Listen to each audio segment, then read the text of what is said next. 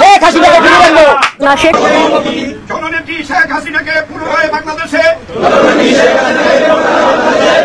ফিরিয়ে আনার জন্য আজকে আমরা শপথ গ্রহণ করছি। শেখ হাসিনাকে সসম্মানে মর্যাদার সঙ্গে ফিরিয়ে আনা হোক, এই দাবিতে আওয়ামী লীগের কর্মী সমর্থকেরা তারা রাস্তায় নামা শুরু করেছেন। তারা সরকার তাদেরকে নিয়ে সরকার চালাচ্ছে, সরকার তো চলছে না, এটা সব জায়গায় বলা হচ্ছে সরকার চলছে না।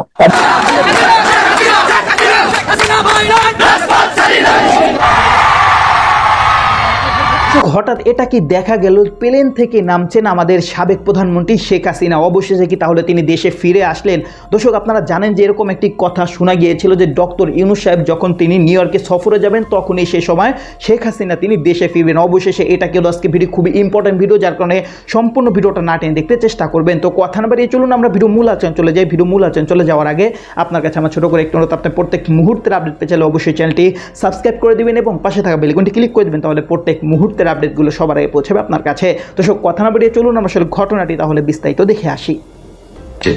এখন যদি আমরা যদি রাজপথে নামতে পারি এবং সঠিক ভূমিকা পালন করতে পারি তাহলে ইউনূস বাংলাদেশে আসবে না। কিভাবে নামতে হবে সেটি হচ্ছে আমাদের ইউনূস ওইখানে যুক্তরাষ্ট্রে আছে, এখন আমাদের সবাইকে শেখ হাসিনার জন্য অপেক্ষা করলে হবে না, কোন নেতৃবৃন্দের ইনস্ট্রাকশনের জন্য অপেক্ষা করতে হবে না। আমরা প্রত্যেকেই আমরা বঙ্গবন্ধু আমাদের আদর্শিক পিতা, তার মানে হচ্ছে আমরা সবাই বঙ্গবন্ধুর আদর্শিক সন্তান, শেখ হাসিনা আমাদের বোন। সো আমরা সবাই বঙ্গবন্ধুর সন্তান, আমরা সবাই শেখ হাসিনার ভাই, শেখ হাসিনার বোন। আমরা নিজ নিজ দায়িত্ব নিয়ে সবাই প্রত্যেক জায়গা থেকে যার যার অবস্থান থেকে আমাদের রাজপথে নামতে হবে। আমরা আমাদের এখন সবার ঢাকামুখী হতে হবে, মার্চ টু ঢাকা। গোপালগঞ্জবাসীকে বলবো আপনারা গোপালগঞ্জ থেকে 3 থেকে 5 লক্ষ লোকের মার্চ টু ঢাকা করেন। আপনাদের যে লোকাল যেই সরঞ্জাম আছে সবকিছু নিয়ে এগুলো নিয়ে মার্চ টু ঢাকা করেন।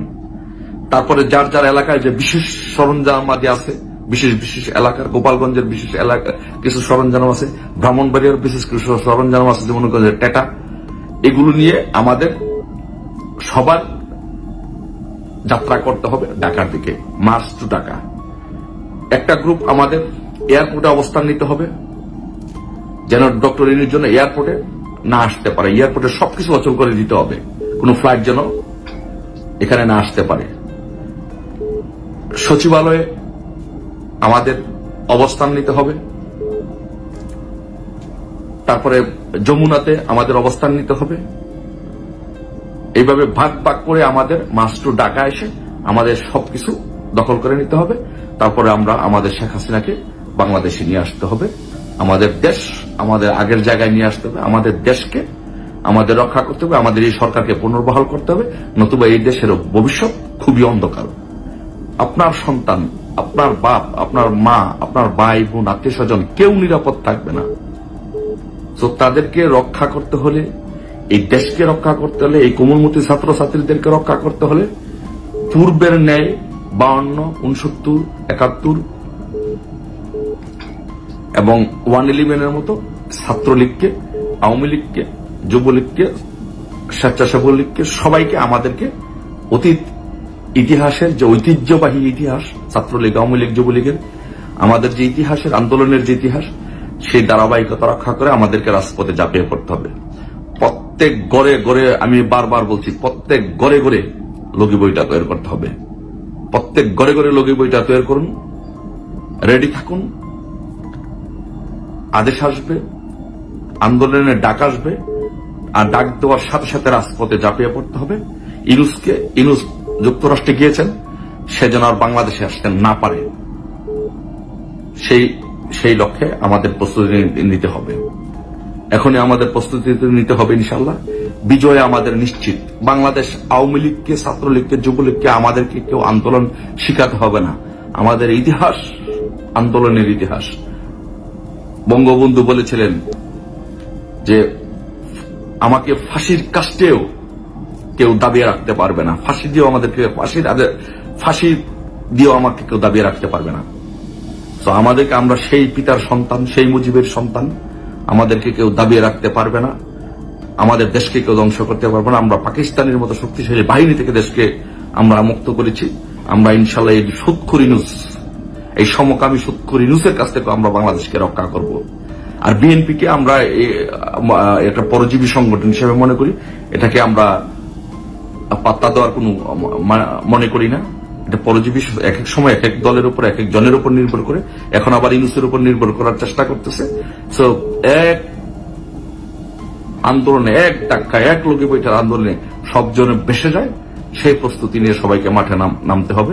সেই জন্য সবাই প্রস্তুতি নিন, ঘরে ঘরে লোকে বইটা তৈরি করুন। ইনশাল্লাহ বিজয় আমাদের সুনিশ্চিত। তো দর্শক, আপনার এই ভিডিও দেখলেন। ভিডিও দেখে যদি আপনার কোনো মন্তব্য থাকে তাহলে অবশ্যই কমেন্ট বক্সে আপনার মূল্যবান মন্তব্য জানিয়ে দিবেন। দর্শক, এখন আমরা পরবর্তী একটি ভিডিও দেখব, যেটা দ্বারা আমরা আরো কিছু তথ্য আমরা জানতে পারবো। দর্শক, চলুন আমরা সেই ভিডিওটি বিস্তারিত দেখে আসি।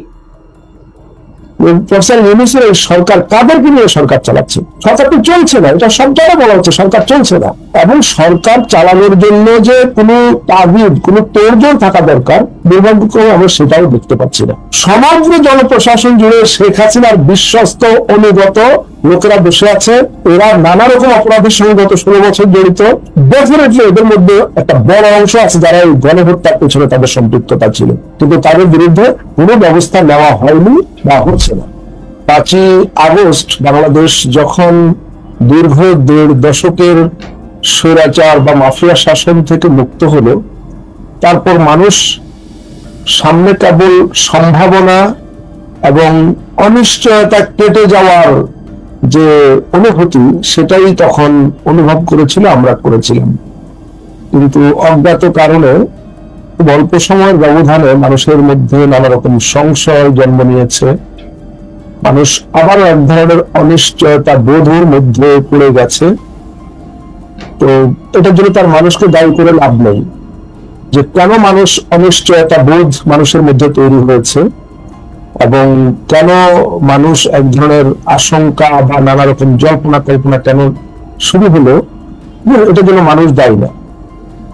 এটার জন্য অবশ্যই যারা এই মুহূর্তে রাষ্ট্র ক্ষমতায় আছে, এটা তাদের তরফ থেকেই ঘটেছে। আমি বলবো তাদের গত 1.5 মাসের কর্মকাণ্ড, পারফরমেন্স এবং তাদের যে গতিবিধি বা ডাইরেকশন, আমি বলবো সেইটার কারণে এরকম একটা পরিস্থিতি তৈরি হয়েছে।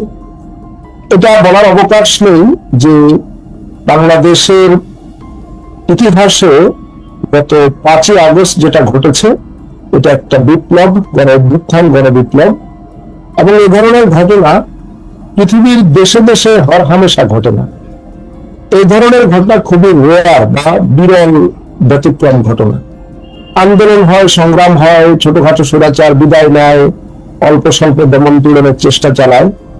কিন্তু এই ক্ষেত্রে দীর্ঘ 1.5 দশক বা প্রায় 16 বছরের কাছাকাছি একটা শাসক চক্র তারা বাংলাদেশের রাষ্ট্র ক্ষমতার জবরদখল করে বসেছিল এবং দেশের মানুষ কার্যত সেই সরকারের কাছে জিম্মি ছিল। এমন একটা অবস্থা তৈরি হয়েছিল বিশেষত গত 7ই জানুয়ারির পর, যে সম্ভব। তো দর্শক, আপনারা সম্পূর্ণ ভিডিও দেখলেন। সম্পূর্ণ ভিডিও দেখে যদি আপনার কোনো মন্তব্য থাকে তাহলে অবশ্যই কমেন্ট বক্সে আপনার মূল্যবান মন্তব্য জানিয়ে দিবেন। দর্শক, কথা বলতে বলতে আমরা ভিডিও শেষ পে চলে এসেছি। ভিডিও শেষ করার আপনার কাছে আবার অনুরোধ করছি, আপনি প্রত্যেক মুহূর্তের আপডেট পেতে চাইলে অবশ্যই চ্যানেলটি সাবস্ক্রাইব করে দেবেন এবং পাশে থাকা বেল আইকনটি ক্লিক করে দেবেন, তাহলে প্রত্যেক মুহূর্তের আপডেটগুলো সবার আগে পৌঁছাবে আপনার কাছে। দর্শক, বিশেষ করে সবাই ভালো থাকবেন, সুস্থ থাকবেন। আল্লাহ হাফেজ।